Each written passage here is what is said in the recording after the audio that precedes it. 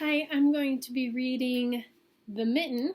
This book doesn't have the name on the cover, but it's The Mitten, which is a Ukrainian folktale adapted and illustrated by Jan Brett. Once there was a boy named Nicky who wanted his new mittens made from wool as white as snow.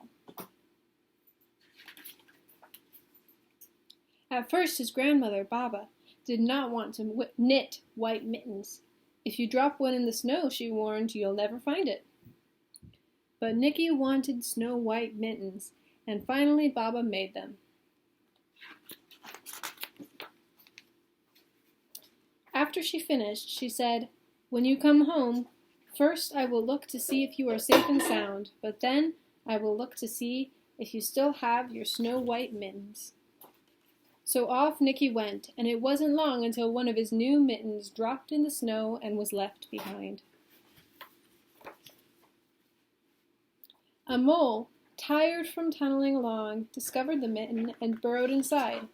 It was cozy and warm and just the right size, so he decided to stay. A snowshoe rabbit came hopping by. He stopped for a moment to admire his winter coat. It was then that he saw the mitten, and he wiggled in, feet first. The mole didn't think there was room for both of them, but when he saw the rabbit's big kickers, he moved over.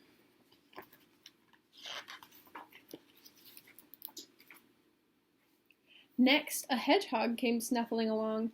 Having spent the day looking under wet leaves for things to eat, he decided to move into the mitten and warm himself. The mole and the rabbit were bumped and jostled, but not being ones to argue with someone covered in prickles, they made room. As soon as the hedgehog disappeared into the mitten, a big owl, attracted by the commotion, swooped down. When he decided to move in also, the mole, the rabbit, and the hedgehog grumbled, but when they saw the owl's glinty talons, they quickly let him in. Up through the snow appeared a badger.